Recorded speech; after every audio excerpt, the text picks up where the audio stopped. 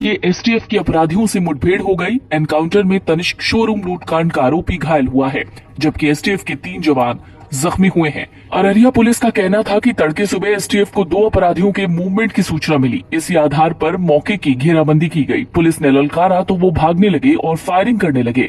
STF ने जवाबी कार्रवाई की। एक अपराधी घायल हो गया, उसे अस्पताल भेजा गया है। दूसरा अपराधी मौके से फरार है, उसकी तलाश में टीमें लगी हैं।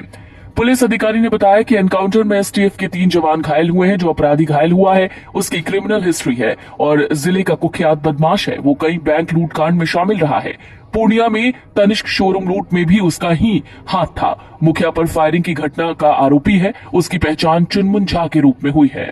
जानकारी के मुताबिक ये मुठभेड़ नरपतगंज थाना क्षेत्र के थलहा नहर के पास शनिवार तड़के हुई। मुठभेड़ में एसटीएफ और पुलिस के 4 जवान घायल हुए हैं। जानकारी के मुताबिक पूर्णिया तनिष्क शोरूम लूटकांड के वांछित अपराधी चुनमुन झा महीनों से फरार था। एसटीएफ और अररिया पुलिस को जानकारी मिली कि वो नरपतगंज के थला के पास छिपा हुआ है।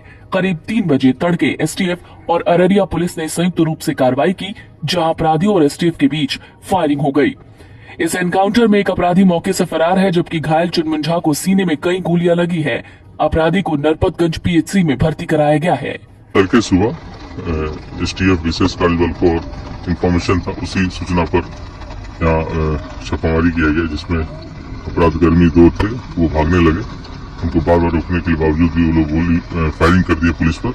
इसके आत्मसात एसटीएफ की टीम ने भी फायरिंग किया, उसमें वो घायल हो गया अपराधकर्मी, जिससे इलाज के लिए नरपतगंज जा गया। एक अपराधकर्मी भागने में कामयाब हो गया, जिसके लिए अभी भी टीम पीछा कर रही है। उसका घेराबंदी की हुई है और उसको नरपतगंज भेजा गया हॉस्पिटल, जहाँ से उसको रेफर करके अररिया भेजा गया है। किसकी कैजुअलिटी? अपराधकर्मी को गोली लगा हुआ है, उसको इलाज के लिए भेजा गया है। इधर जो हमारे एसटीएफ के भी 2-3 लड़के घायल हैं, उन्हें भी इलाज के लिए भेजा गया है।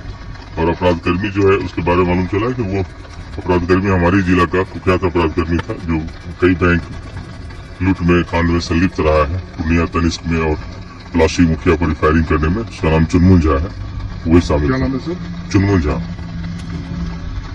घायल वही हुआ है। हाँ, घायल वही हुआ है। बिहार के अररिया जिले में शनिवार तड़के एसटीएफ की अपराधियों से मुठभेड़ हो गई। एनकाउंटर में तनिष्क शोरूम लूटकांड का आरोपी घायल हुआ है, जबकि एसटीएफ के 3 जवान जख्मी हुए हैं। अररिया पुलिस का कहना था कि तड़के सुबह एसटीएफ को 2 अपराधियों के मूवमेंट की सूचना मिली। इसी आधार पर मौके की घेराबंदी की गई। पुलिस ने ललकारा तो वो भागने लगे और फायरिंग करने लगे।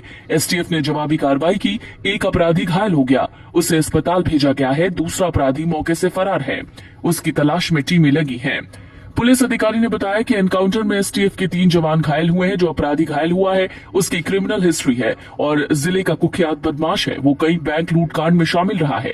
पूर्णिया में तनिष्क शोरूम लूट में भी उसका ही हाथ था। मुखिया पर फायरिंग की घटना का आरोपी है। उसकी पहचान चुनमुन झा के रूप में हुई है।